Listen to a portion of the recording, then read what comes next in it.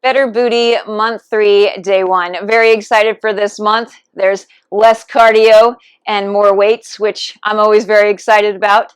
In day 1, I have a strength section and a plyo power section. Within the strength section, I'm doing push and pull exercises for 8 to 10 reps per exercise for 3 sets. In that, I have weighted squats, which could be front squats, back squats, goblet squats, whichever one I so choose. Bench presses, overhead press, Pendlay rows, inverted rows, and lat pull downs. Again, that's 8 to 10 reps for each of those exercises for 3 sets. In the plyo power, I have 8 to 10 reps per exercise for 3 sets. I have box jumps, jump lunges, and long or lateral jumps. So I may switch those 2 up. So there is some choice within there in the weighted squats that you do or the long and lateral jumps. Then I have a core finisher that I'll be doing a 1-minute forearm plank, 1 minute of rollouts, and then 30-second side planks. So obviously 30 seconds on the right, 30 seconds on the left for 2 rounds. And that is day 1. For my weighted squats, I've chosen to do back squats. If you are new to back squats, I would recommend using a lighter weight until you get used to the motion. You might also use a box or a plyo box or a jump box or a bench or some other flat surface for you to gauge how far to send your hips back as you get used to the motion. Other things you might want is a pad on your bar so that it's a little more comfortable on your shoulders. And for this, I am going to use the box behind me as a gauging point for how far down to go. And with this, you want to send your hips back just as if you're going to sit down on whatever it is behind you. So your hips come back, sit, and stand up, bringing your hips forward. You want to make sure that you're keeping your core engaged, and one way to do that is to visualize moving your hips and your chest at the same time as you are standing back up. So hips back, coming up at the same time, rather than leaning your chest forward and then bringing your hips forward, or tucking your hips back and then standing from there. So you want to make sure that you are moving as one unit. So again, you seated and up.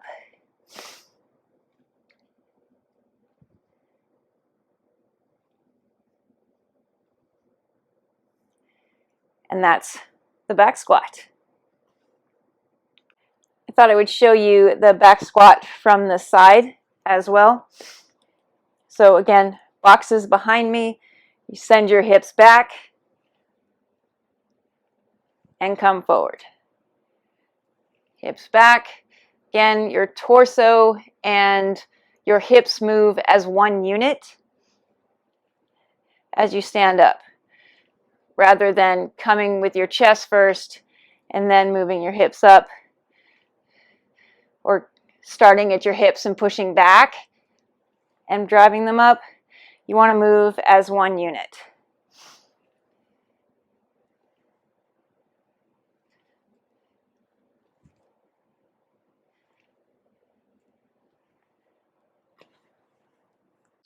Bench press. For the bench press, if you're using a rack, you want to make sure that your bar is evenly distributed over the rack so that you aren't off kilter as you are lifting.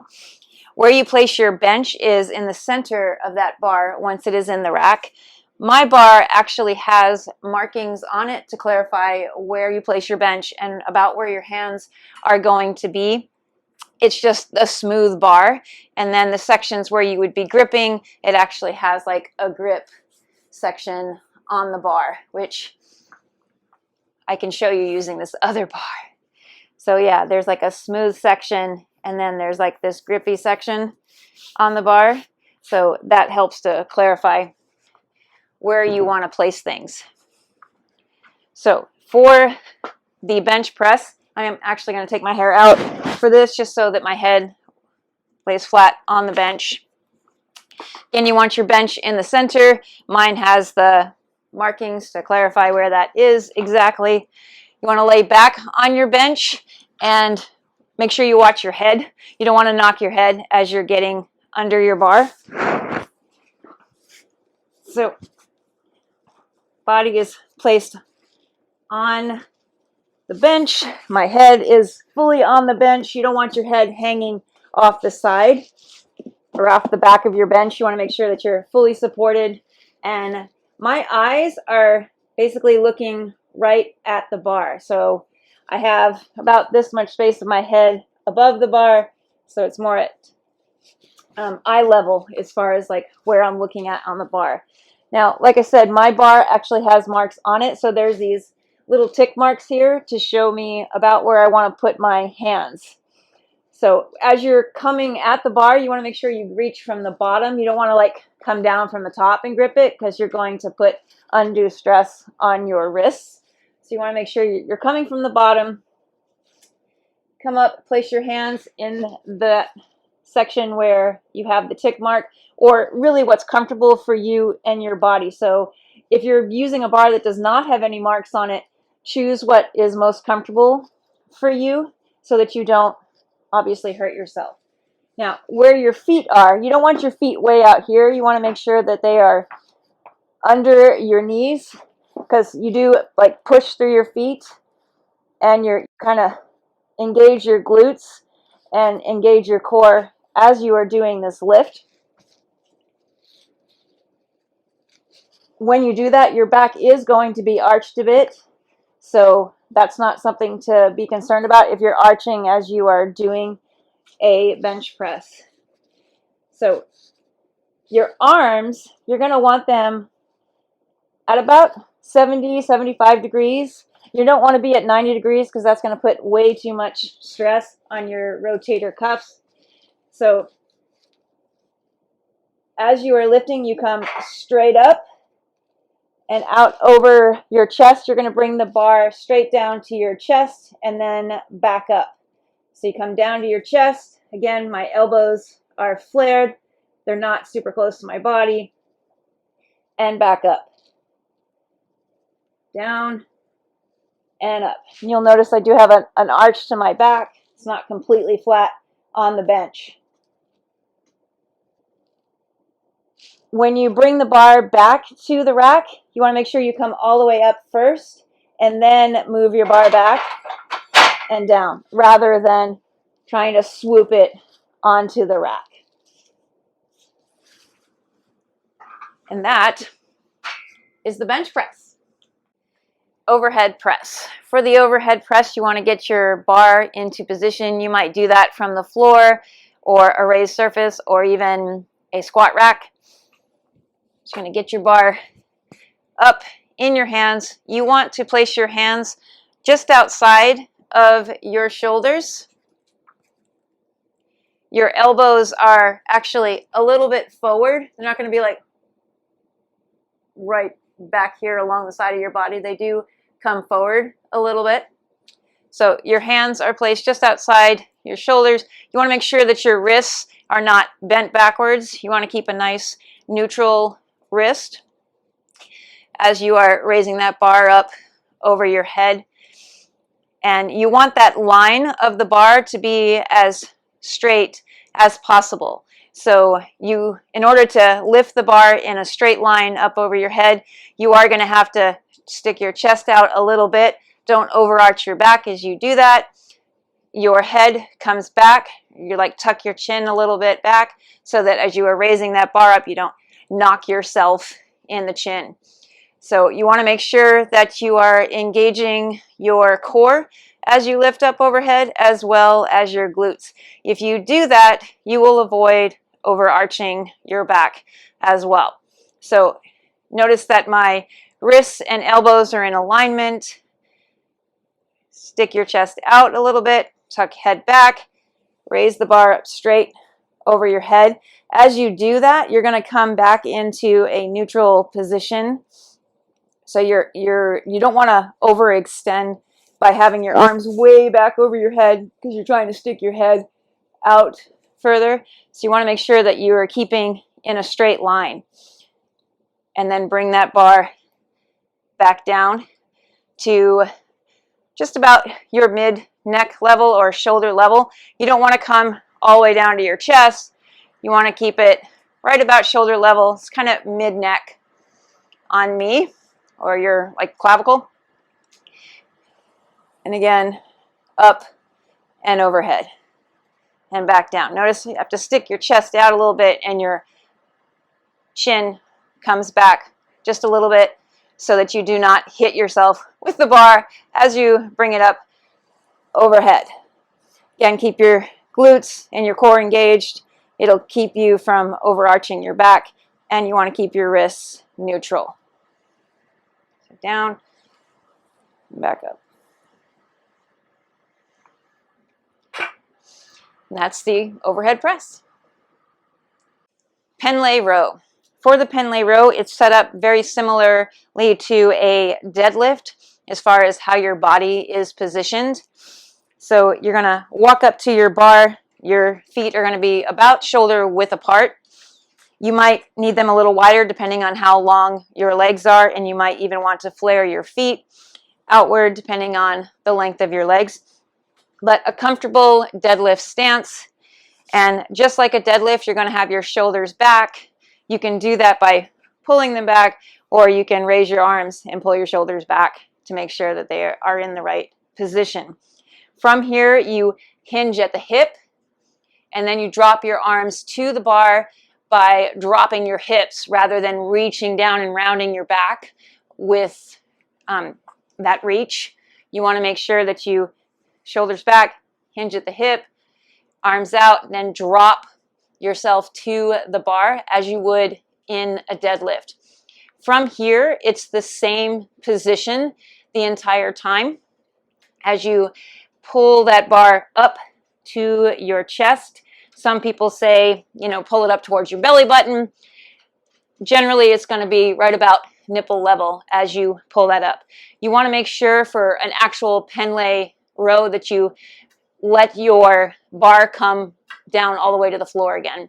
So if you happen to start rounding your back or anything that changes your form, you get a chance to reset before you do the next row. So again, feet are shoulder width apart, shoulders are back, hinge at the hip, bring your arms to the bar by dropping your hips, and then you perform the row, bringing it all the way up and all the way down. On that up, as you are doing the concentric movement, it is a explosive movement, so you power it up and then drop slowly.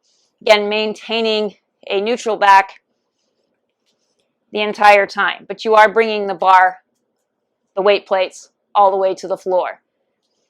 Again, it gives you an opportunity to reset so that each of your pulls basically look the same each time. Again, if you start to round, you get a chance to reset. And that's the Pendlay row. Pendlay row from the side. You're going to approach the bar, just like you had before. You want your bar to be about mid-shin, and you want to get as close to your bar as you can without actually touching it with your shins. So you're going to have your shoulders back, hinge at the hip, bring your arms to the bar by dropping your hips, and then row. Bringing your plates all the way down each time. If you start to round your back, just reset.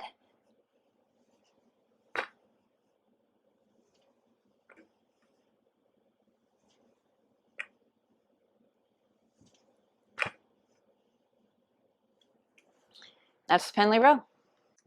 Inverted row. For the inverted row, I'm actually going to use my TRX suspension system to demonstrate how to do a row, but you can do these with a squat rack. You can do them with equalizer bars. You can do them with a table even. although it's highly recommended to use actual fitness equipment for it. But if that's all you've got, I started out using a table for inverted rows. So you're going to get yourself into position. You want to make sure that you're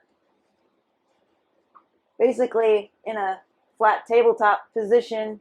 Here your hips are fully extended, and you're going to pull yourself up by pinching your shoulder blades together in the back and coming back down.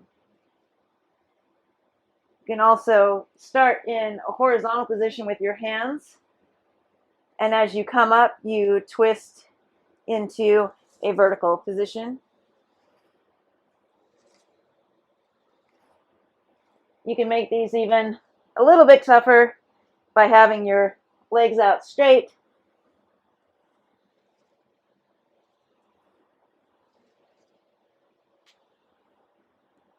The further your legs are away from you, the more difficult that becomes. If you do not have a suspension system, like I said, you can use something like equalizer bars, like this little guy, doing the same thing but from the floor.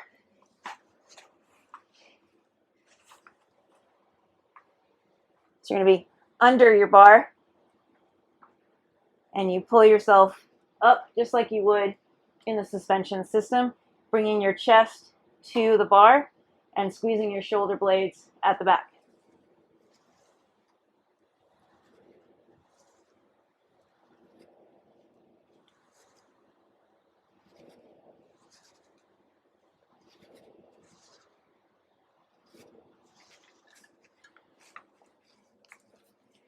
If you are using a table, it works very similarly to this kind of equalizer bar, except your hands would be at the top of your table. Not the safest option, just because your hands can slip, and honestly it's not very comfortable. But I did start when I didn't have a lot of equipment. I did start by using things that I had around my house. So it is possible to do them, or you can find some other variation of a pulling exercise. Lat pull down. For the lat pull down, I'm going to use my cable system, but if you don't have a cable system, you can use bands to do lat pull downs. A few things to keep in mind when you're doing a lat pull down is you never want to pull the bar behind your head. Sometimes you'll see people in gyms do that, but it's not the best form. You don't have as much of a strength in your pull that way, and you can also hurt yourself and compromise your shoulders, which you don't want to do. So to do the lat pull down, you're going to grip your bar. It's kind of a wider hand placement on your bar. You want your elbows to be in front of you a little bit. You're not going to be way back here with your elbows. Your elbows come to the front. And as you pull the bar down, those elbows are going to stay in alignment with your hips as you bring the bar to your chest and back up. Ideally, my bar would be just a little bit higher, so I have that full extension on my arms, or my seat would be a little bit lower, but this is what I have to work with, so this is what I do with this particular system. So gripping the bar, elbows to the front. Again, you never go behind your head, and your elbows come down in alignment with your hips, and bring the bar to your chest and back up.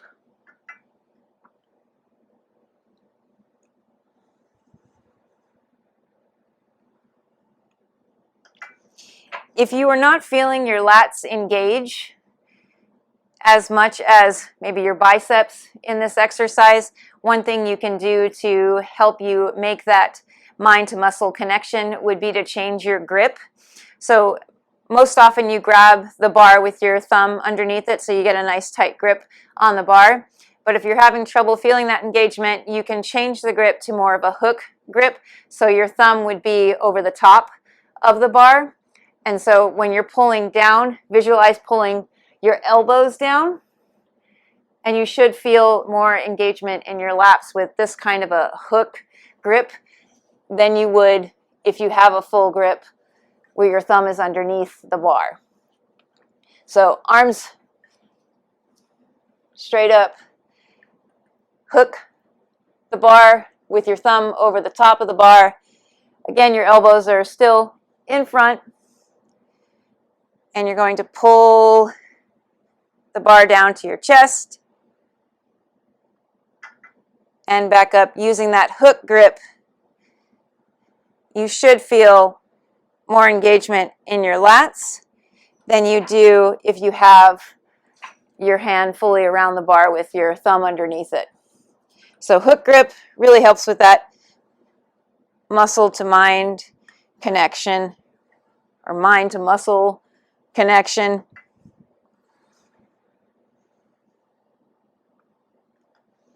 If you're lifting super heavy with a cable machine, it does help if you have the padded bar over your knees. You can kind of use that to help you bring the weight down. My particular stack, I don't have that, but it would be ideal if you had that, especially if you were using one of the gym equipment pieces. They usually have stacks that have that support bar there. But this is what I have, so this is what I use. And that's lat pull down. Box jumps. When doing box jumps, you want to make sure that you choose a height that you believe you can perform safely. This particular box has 3 different heights. Currently it's at 20, but it goes to 24 and to 30 depending on how you flip the box. If you're a little bit skittish of box jumps because you're concerned you're going to hit your knees or your shins and hurt yourself, you might want to start with a foam box. It just adds a little extra cushion in your mind. So if you do actually end up hitting this, it's not likely you're going to do any kind of real damage. You might hurt your pride, but other than that, you shouldn't necessarily hurt your shins or your knees and have scrapes and bruises and that type of thing if you actually hit this box. So a lot of gyms usually have either a plyo box, which is made of metal, or a wooden box, which can make you feel a little bit skittish about trying to jump on it. So foam boxes are a great place to start if you are a little concerned about that until you get used to actually making the jump.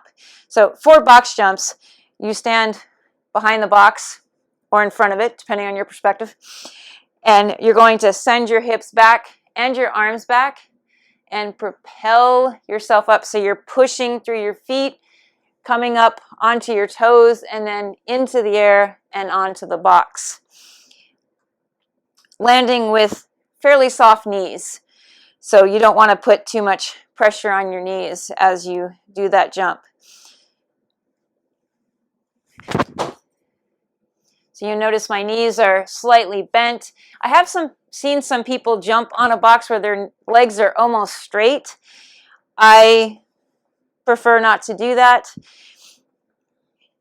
So same process if you're gonna make your box a little bit higher. You're still standing behind or in front of your box, depending on your perspective. You still send your hips back and propel yourself up onto the box. Again, landing with your knees slightly bent before you come all the way up. And that's the box jump. Jump lunges. Jump lunges, as far as the form, looks the same as a regular front lunge. So your knee and ankle are going to be over each other. This back knee almost comes to the floor, and I am on my toe in the back. Where you place your arms for these is up to you. You can have them out in front of yourself, or you can have them down to your sides. It's up to you. I tend to keep mine out over my knee like so. And then when you move to your next lunge, you're going to jump up in the air and switch your legs, landing basically in this same position, but on the other leg.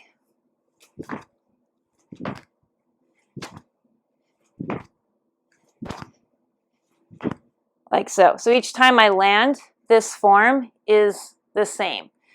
If you move too fast through them, Sometimes you can lose your form, so if you feel like your knees are getting wobbly or you're just tired, you might want to slow down how fast you do that jump and switch your legs. So right to left is 1, 2, 3, and so on. That's the jump lunge. Standing long jump. The standing long jump is very similar in setup to a box jump, except instead of coming up just vertically, you're going to be coming out in front of you. So you're trying to get as much distance in your jump as you can. Same process, you're going to have your hips come back, your arms are coming back too, and you propel yourself up and out, landing with soft knees and completely balanced so you don't fall over. So again,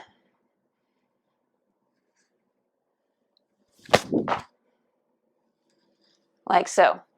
Same thing with a lateral jump. If you're going to do that in place of a long jump, same process, except now you move laterally.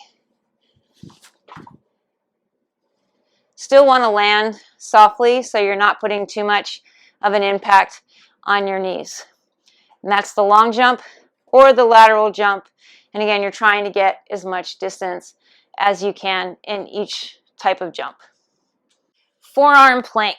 For the forearm plank, you're going to be on your forearms. That's why it's called the forearm plank. When you're doing these, you want to make sure that your shoulder and your elbow are in alignment. You can have your hands clasped together, or you can have them out to the side. If you're doing an RKC plank, you would definitely have your arms like this on the floor rather than together holding your fingers together. But you can do it either way if you're just doing a standard forearm plank. Again, you want your shoulder to be in alignment with your elbow. Your body is in a plank position. You don't want to be having your bottom way up in the air. You want to remain very much like a plank, as if you're a piece of wood.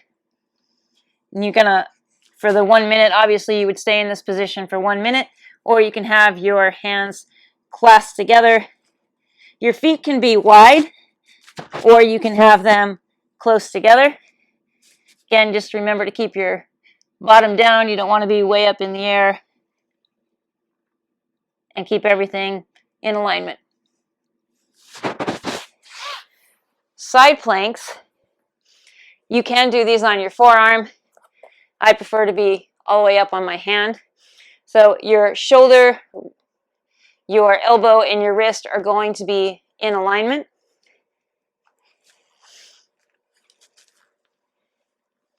So your body is turned to the side, arm up in the air. You can look at your hand, and my feet are stacked one on top of the other. You can do these where you have one knee down on the floor for if you need a modification for that. But that's a side plank. So in this day, I'm doing 30 seconds on one side and then 30 seconds on the other side. It's the same process. Either side you're doing, you still want your shoulder, wrists, and your elbows to be in alignment. Feet are stacked on your side, looking up at your hand. That's the side plank and the forearm plank. Barbell rollout. For this, I am going to be using a barbell, but if you didn't have a barbell and you had an ab roller, you can use an ab roller too. But for this demonstration, I'm going to be using the barbell. And if you have sensitive knees, you might want to have a pad underneath you, or a pillow, or a blanket, or even a t-shirt or sweatshirt, just to extra padding for your knees, especially if they tend to hurt when you're kneeling on them, because you are going to be in a kneeling position for this. You're going to be behind your bar, and something you want to do before you even reach for the bar is to brace your core. So bring your belly button, suck it in towards your back, and squeeze your hips. So it's like a glute squeeze, and your belly button is pulled in as you reach for that bar. So you're already braced through your core. As you reach for the bar, where you want to place your hands is about a thumb distance from your hips, and you would grasp your bar. Again, you're keeping your core braced, and as you roll that bar out in front of you, you're going to bring your hips down with it. You want to go as far as you comfortably can without dipping your hips and overextending your back, and then use your abs to crunch that barbell back in. Again, roll out as far as you can without dipping your hips, and using your abs to roll the bar back in. And that's the barbell rollout.